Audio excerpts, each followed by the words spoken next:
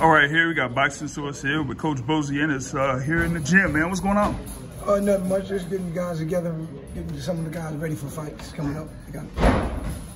Yeah, there's like, I know there's stuff going down next Saturday, May 8th. Yes, sir. And you know, you got a few fighters out here that's been doing their work. So I know you got Sheen that was out here and a few others. Tamir Smalls, and you know, so they'll be getting prepared out here for the fight card in Philadelphia. Yes, sir.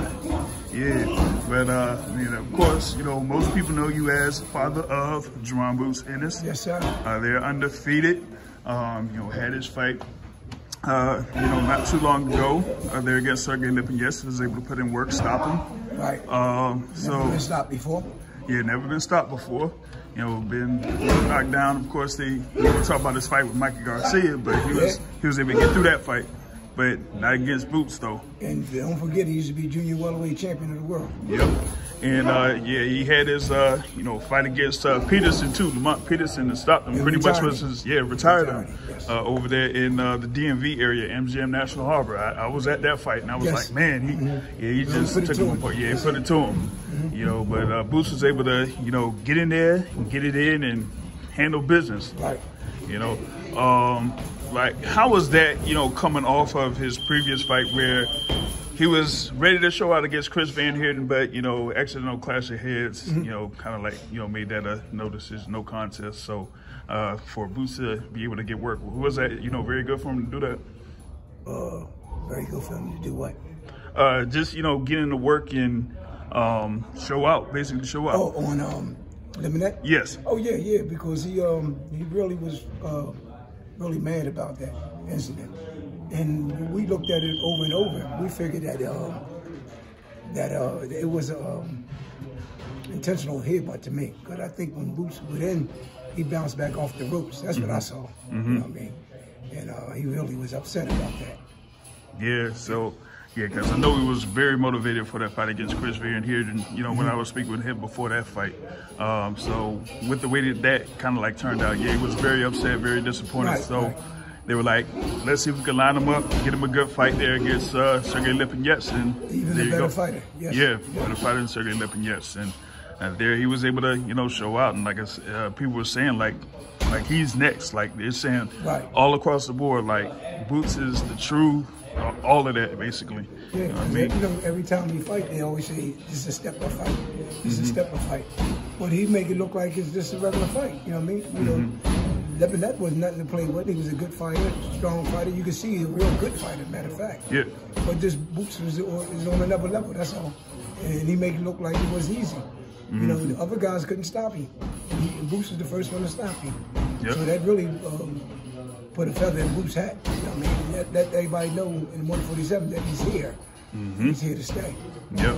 And, you know, I was talking with him after the fight in reference to, you know, his efficiency and his sharpness, and, you know, brought up the stat reference to one particular point where he was like 30 or 40 at one point for power shots. Right. And it shows the overall efficiency and, you know, how he just takes his time, calculates his shots, and then just goes boom. Yep. And there it is. And, you know, we see here in the gym, you know, that he works on, you know, that type of stuff. Just getting there short, sharp, and, you know, quick. The key is with Jerron, he listens to everything I tell him to do. You know what I mean? He's been doing this since he was crawling, man. So there's nothing new.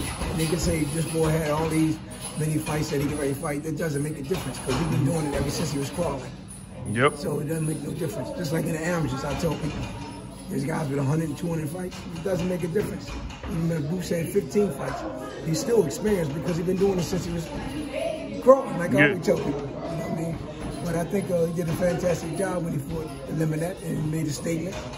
And everybody knows he's here now. He's here to stay. So, you know, we just got to wait and see what's next. Yeah, true.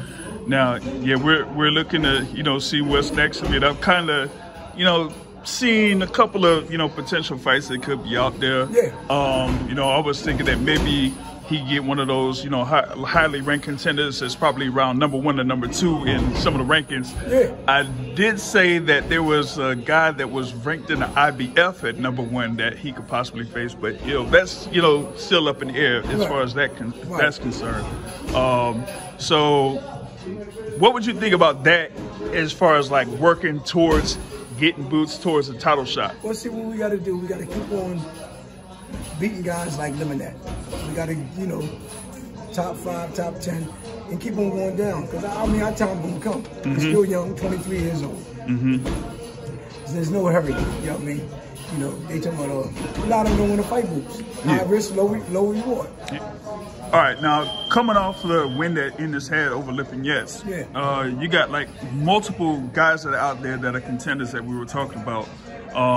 But, you know, like you were saying, there's like a good number of guys there in the welterweight division that, you know, aren't willing to, you know, go ahead and fight them. Like I said, high risk, low reward. Now, I've heard a couple of fighters that have been that are in the top 10 that have basically said that it would be a high risk, low reward.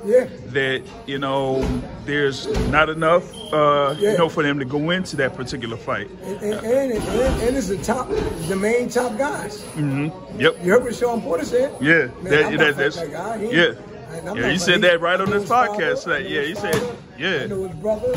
He said, you know what I mean? You know, I don't want to fight that young kid. He's skillful, he can box, he can punch, he does everything. There ain't nothing he do wrong. You know, so, and then you hear Spence, he'll fight him down the line and all that. You know, when Spencer say that. But see, like I tell people all the time, every time I get interviewed, there's no fighter scared of another fighter. It's business moves. You know what I mean? Why would I fight Bozy Ennis, but I would fight this guy and get more money? Or the same amount of money, and then I'm going to have to take a risk. Right. You know, by fighting Joanne. And even if the dude he might want to fight is a low risk. You know what I mean? Say you want to fight this guy, it's low risk. Fight Boots is high risk. So which one would you take? I'll take the low risk one and keep my winning record as it is and move on to the next. Yeah, I mean, I don't, like I said, there's no fighter scared of another fighder. Because if there was, they would never get in the ring. You would never get in the ring. That's exactly right. All them guys be talking, oh, this boy is scared of him. No, he's not scared of nobody. You know what I mean? You know, this is all in the game. This is boxing, man. This is where you maneuver and you got the right people behind you and the manager behind you. You know what I mean? Them the moves that you make.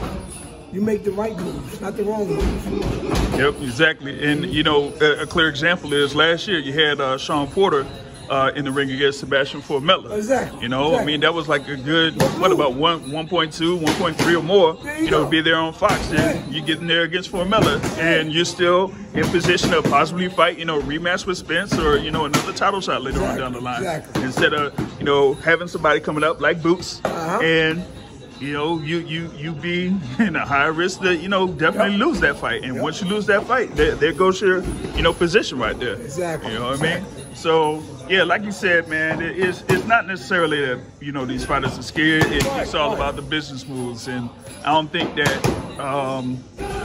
fans that are just, you know, that have been following the sport necessarily understand that much. The moves, man.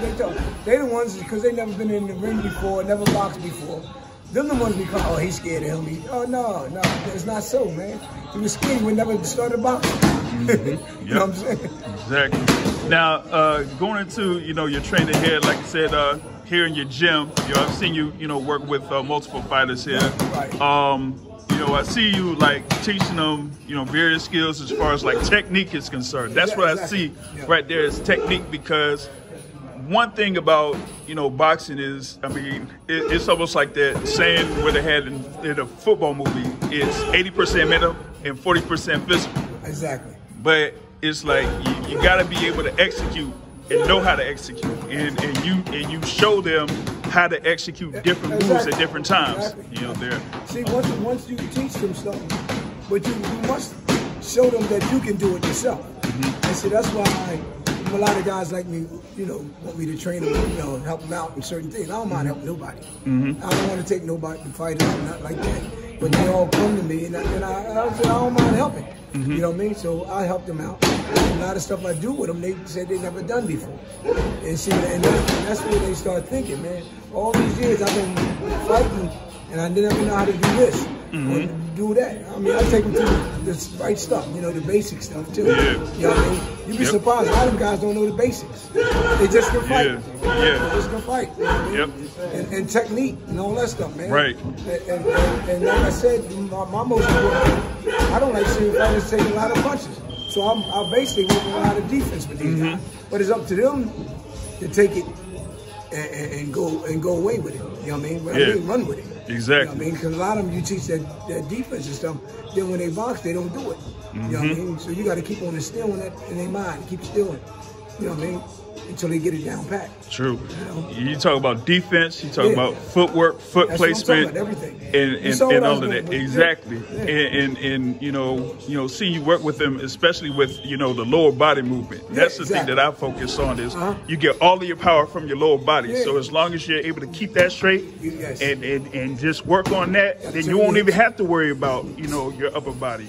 As long as you're able to use your lower body to bring everything, then. That's how you do it. Because, of course, like one of the popular fighters there, Mike Tyson. That's what I've seen from him is everything, torque, speed, and all of that. And he used everything from his lower body up. So that's where that power comes from. That's where that power comes from, man. So you gotta know how to shift your weight. You know what I mean? Turn your shoulders, your hips and shoulders, and your legs. You gotta know how to use all that properly. You know what I mean? That's where your power comes from. People understand. You know what I mean? Punching power, you gotta know how to turn your punches correctly too. You know what I mean? See, a lot of them punches all rely on power, but it's not necessarily so the punches that gonna hurt you. Right. A lot of, like I just was telling them guys, if they know your power punch, they can tense up for your power shots. But the punches they don't see, that's the ones that knock them out. That's the ones that knock them out. They don't see. It's like a bullet. Fast as a bullet comes. If that quick punch comes, man, I didn't see it coming. True. But if you know your power punch, he tests his body up for him, catch some shots. Oh, he can get out of that. But a punch that he don't see, he can get away from. Exactly. Speed is power, man. Speed is power. Speed is power. Timing is also power too. Like you said, if they don't expect it. Timing beats power. People don't understand it. You know what I mean? Now, what would there be like one thing about Bozy Ennis that people may not know, but you would want them to know as a trainer, coach, or whatever? That I wouldn't want them to know? That you would want them to know. No, well, most of them know. I think that I really want them to know that I'm not a trainer, I'm a teacher. I teach them the right way. What I mean by that, what I teach them outside, I get in the ring and teach them inside the ring. With my gloves and head, I don't wear head, but with my gloves on and boxing, and show them that I can do what I teach. That's what I want everybody to know. But a lot of people do know about that though, because they've been knowing me for years though. Right. But it's like I tell them, you know what I mean? And see, they believe in you more when you can get in there and show them how to do it. You know what I mean? You got trainers sit on the side like, oh, do it this way, do it that way. But can he show them that way? The right way to do it. You know what I'm saying? Because you got a lot of young fighters today that get smart with trainers, but not with me though, but I'm just saying. You tell them to do something a certain way. Well, can you do it? Let me see you do it. Then I'll do it. You know, that street shit. That's, right. You know what I mean? So, you know what I mean? And I like guys like that, just get smart like that. You're not getting in and show them. Then they understand, then they listen to everything you tell them to do from there. From then on. You know what I mean? Yeah, definitely, because they see it and they know that you know how to do it, and that that's when a whole different level of respect comes in. Because you're able to show them to do it, and you show them that it works. That it works. So that's when they see that it works. I'm gonna listen to him. You know what I mean? But a trainer that's still on the outside just say, "Oh, do it this way, do it that way," but never get in there and show them how to do it. You must show them how to do it. You know what I mean? Or teach them how to do it. You know what I mean? And that's what I want everybody to know. That's what I do. Gotcha. Now, one last thing is, now, I mean, I'm here with, my guy, Mill from YSM. And one of the things when he was doing interviews with you and kind of like points out is, like, you up there, like, what is it, over 60? I'm 65. 65. 65, man. Like, and I'm like, and of course I like see you work out, and I'm like, man, He's been in the gym every single day from like day one to now. There you go. And you know, Bill was saying like, man, I'm like 35 and looking at him, I'm like, damn. I'm like, but me, I'm like 40 and I'm like, God damn, man. You know what I'm saying? So, but like I was telling, like telling him, I've been doing it so long, it's like a habit. Right.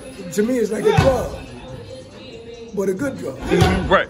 See, if I can't take no more than I say like 3 or 4, say about a week off. If I take a week off, I get headaches.